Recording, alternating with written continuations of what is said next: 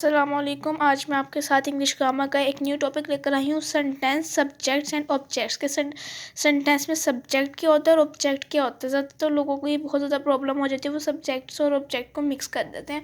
तो इसलिए मैं आज आपके साथ ये शेयर करने जा रही हूँ कि सब्जेक्ट्स और ऑब्जेक्ट्स होते क्या हैं। यहाँ पे मैंने एक डेफिनेशन लिखी है, subjects and objects are the things in a sentence that are involve with the verb. Subject और ऑब्जेक्ट क्या चीज़ होती है? Are the things in a sentence. Things होती है सेंटेंस के अंदर जो इन्वॉल्व हुई हुई होती हैं वर्ब्स के साथ। ओके, जो इन्वॉल्व हुई हुई होती हैं वर्ब्स से, एंड व्हाट इज़ हैपनिंग, और हो क्या रहा होता है। ठीक है, अब मैं आपको इनके अलग अलग डेफिनेशन समझा देती हूँ।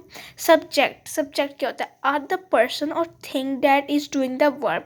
सब्जेक्ट क्या होता है? वो पर्सन या थिंग जो काम कर रही है, मतलब कि जिसके ऊपर काम हो रहा है। ठीक है, जो काम कर रहा है। ऑब्जेक्ट क्या होता है? Are the people of things done to them.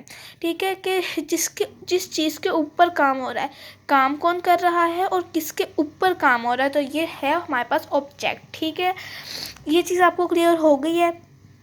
Subject और ऑब्जेक्ट का पता चल गया है। अब मैं आपको इसकी एक छोटी सी एग्जांपल करवा देती हूँ ताकि आप लोगों को समझ आ जाए। सब्जेक्ट हमारे पास और ऑब्जेक्ट क्या होते हैं? थिंग्स होती हैं जो इन्वॉल्व हुई होती हैं वर्ब के साथ सेंटेंस के अंदर, और क्या हो रहा होता है ये हमें वो बताती हैं। और सब्जेक्ट दरअसल क्या होता है, जो इसकी सेपरेट डेफिनेशन है, पर्सन और थिंग जो what is that is doing the verb, जो काम कर रहा होता है ना, वो होता है हमारे पास सब्जेक्ट। ओके, समझ आ गई। अब ऑब्जेक्ट क्या होता है मैं आपको डिटेल में ही समझा देती हूँ। Are the people of things done to them.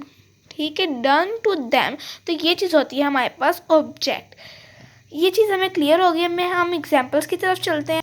अब ये एक एग्जाम्पल है आपको समझाने के लिए। माई फ्रेंड आंसर्ड द फोन। अब इसके अंदर हम पहले सब्जेक्ट ढूंढ लेते हैं। सब्जेक्ट क्या है? That is doing the verb, जो वर्ब को कर रहा है। तो इसके अंदर वर्ब कौन कर रहा है? My my friend answered the phone.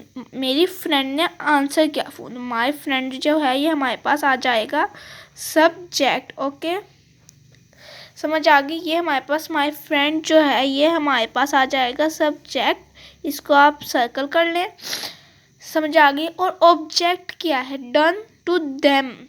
ठीक है, थिंग्स डन टू देम। तो इसके अंदर अगर हम देखें तो सब्जेक्ट है हमारे पास फ़ोन, तो इस फ़ोन को हम अंडरलाइन कर देंगे और ऊपर आप छोटा सा ऑब्जेक्ट लिख लें, या चाहें तो कॉलम भी बना के यहाँ पे सब्जेक्ट ऑब्जेक्ट लिख सकते हैं। ठीक है, अब आप लोगों को क्लियर हो गया कि सब्जेक्ट और ऑब्जेक्ट होता क्या। आपको इनकी डेफिनेशन याद रखनी है और एग्जाम्पल्स को देखते रहना है। जो ग्रामर है, ग्रामर एक वाहिद ऐसी चीज़ है जिसको आपको करते रहना चाहिए तो ही आपको आएगी। अगर आप इसको एक दफ़ा करके छोड़ देंगे तो आपको कुछ भी नहीं आएगा। ठीक है, मैं आपको दूसरी एग्जाम्पल करवा देती हूँ।